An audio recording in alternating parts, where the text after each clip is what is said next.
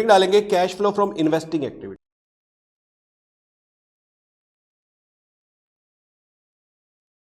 देखो investing activity simple है, जितना कैश फ्लो कॉम्प्लिकेटेड आपको ऑपरेटिंग का लगा होगा उतना इतना नहीं है, थोड़ा सा ध्यान देना है। तो जैसे जैसे अब हम नीचे आते जाएंगे उतना और सिंपल होता जाएगा। इसके बाद फाइनेंसिंग तो बिल्कुल ही सिंपल है, ठीक है। तो अब इन्वेस्टिंग में कैश फ्लो को आपने देखना है, ठीक है। तो बात समझना, अगर हम कैश फ्लो की बात कर रहे हैं तो उसमें इनफ्लो और आउटफ्लो दोनों की बात करेंगे, इनफ्लोज और आउटफ्लोज दोनों की बात होगी,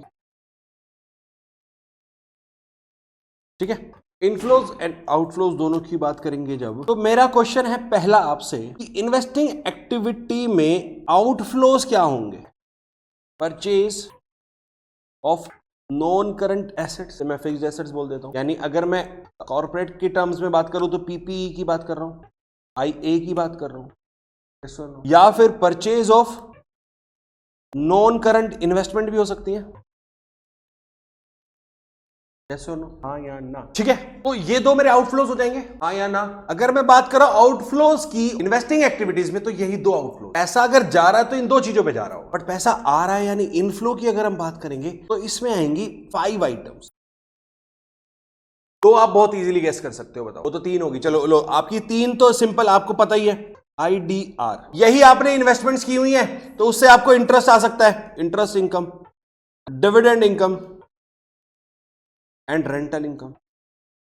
अब यार जो दो बेच खरीदे हैं आपने ये आइटम्स, इसको आप बेच भी तो सकते हो, तो यहां से sale proceeds from non current asset या sale proceed from non current investment, yes और नो। इसका कोई फॉर्मेट नहीं है, वही सिंपल फॉर्मेट जो आप इनफ्लोज आउटफ्लोज लेना चाहो वैसे ऊपर नीचे ले सकते हो, जैसे डेटा गिवन हो according to the question, simple, ठीक है। यहां तक कोई प्रॉब्लम? सीधा क्वेश्चंस पे लेके जाना चाहता हूं और इसके कुछ पॉइंटर्स हैं जो इस पे कुछ अकाउंट्स बनाने पड़ेंगे हमें, तो उस पे चलना चाहता हूं। 5 सेल प्रोसीड्स यानी sale of non current asset and non current investment दोनों लिख सकते हो आप। याद करने के लिए हमने इसको ऐसे लिखा हुआ है आईडीआरआई, ए से नॉन करंट एसेट, आई से नॉन करंट इन्वेस्टमेंट, याद करने का आपको पता ही है एआई तो इतना चल रहा है आजकल, ठीक है। इसके अलावा ज्यादा दिमाग लगाने की जरूरत नहीं है इन्वेस्टिंग में, बस क्वेश्चन से प्रैक्टिस करेंगे, कुछ अकाउंट्स कैसे बनाने हैं उस पर बात करेंगे। ये नोट हो गया, कोई डाउट है तो पूछो, आगे चलना। चलिए एक क्वेश्चन से बात करते हैं, आगे बात। चलिए सिंपल एक क्वेश्चन आपके सामने पेश कर रहा हूं, ध्यान दीजिएगा प्लीज। क्वेश्चन सिंपल क्वेश्चन है, आपको आता है, ये समझ लो आपको आता है, ट्रस्ट ऑन योरसेल्फ। कह रहा है from the following particulars calculate cash flows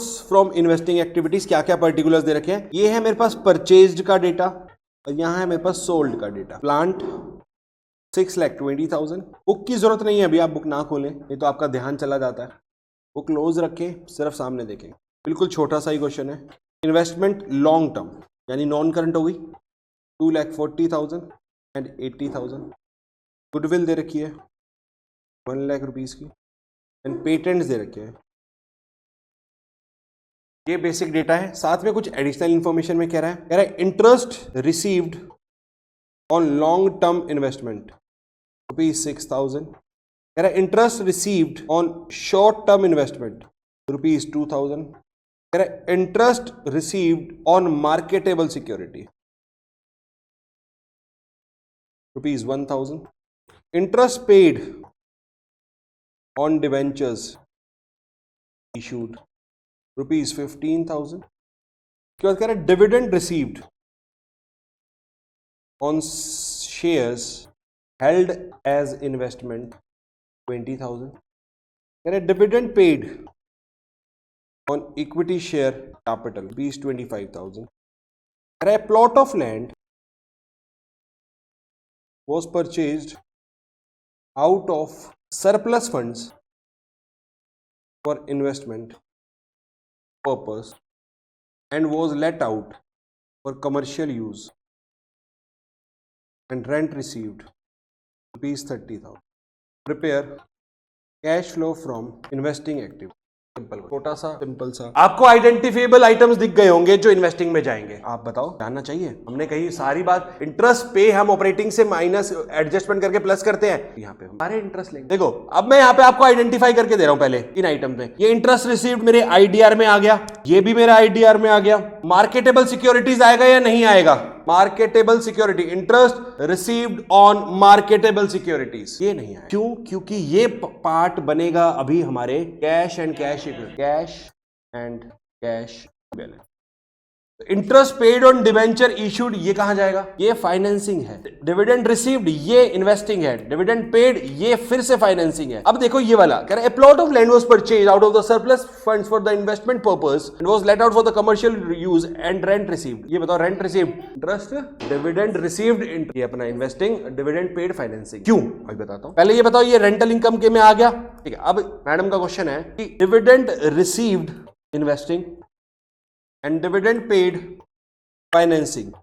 नहीं, कोई और बता सकता है? मैं बता रहा हूं, कोई बता सकता है? क्यों? अरुण बता सकता है। सोचो, अर्नब बता दे। इन्वेस्ट किया होगा, किसी ने हमारी कंपनी में इन्वेस्ट किया होगा, यानी वो फाइनेंसिंग एक्टिविटी है। वहां से हमने कैपिटल रेस की होगी, तो उस कैपिटल के बदले हमने उसको डिविडेंड दिया है, तो वो फाइनेंसिंग। रीजन सेम, बिल्कुल सही है। यहां पे किसी और ने हमारी कंपनी में इन्वेस्ट किया होगा, कंपनी में यहां पे इन्वेस्टमेंट आई, यहां पे, ठीक है, यहां पे हमने कंपनी में इन्वेस्टमेंट किसी में की, हमारी कंपनी ने। कंपनी ए हमारी है, कंपनी बी बाहर वाली है कोई, यहां से यहां पे हमने इन्वेस्टमेंट की है, ठीक है। इन्वेस्टमेंट की है तो इनकम रिसीव होगी।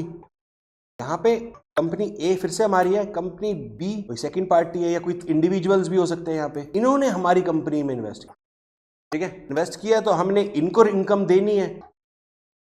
ये हमारे लिए तो एक्सपेंस होगा ना एक तरीके से, वैसे तो अगर देखा जाए तो, बट ये है क्या? फाइनेंसिंग एक्टिविटी, ये है हमारी इन्वेस्टिंग एक्टिविटी, ठीक है, सिंपल। अब वो पॉइंट आता है मेरा यहाँ पे, प्लांट परचेज है 620 का, सोल्ड है 2 लाख का। आपको डायरेक्ट डेटा दे रखा है, ये आपका नेगेटिव आइटम हो गया परचेज, और सेल आपका पॉजिटिव आइटम हो गया यहाँ पे, क्योंकि वहां से कैश फ्लो आएगा, यहां से कैश फ्लो जाएगा, सेम तीनों चारों चीजों में चलेगा, एंड सो ऑन। कैसे करेंगे सॉल्यूशन? आइए देखिए। Cash flow from investing activity,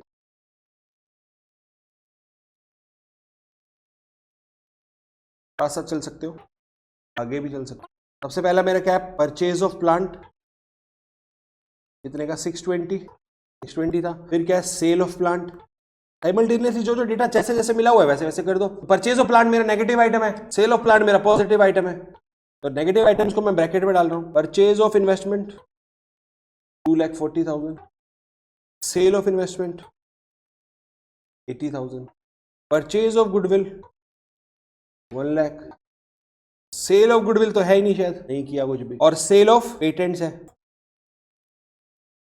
कितने का है? 1,50,000, ठीक है। उसके बाद सारी इनकम्स क्या क्या है हमारी? Interest received on long term investment, interest received on short term investment, कितना कितना है? 6,000 एंड 2,000।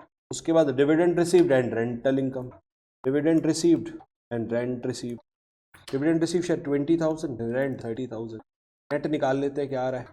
मेरे को नेगेटिव आइटम ज्यादा बड़े दिख रहे हैं, 6 और 2 8 और 1 10, 10 60 10 60 मेरा वो है नेगेटिव आइटम। 2 2 और 1 3 3 और 4.5 4.5 4.8 4.88, तो ठीक है, मेरा नेगेटिव है 4,72,000।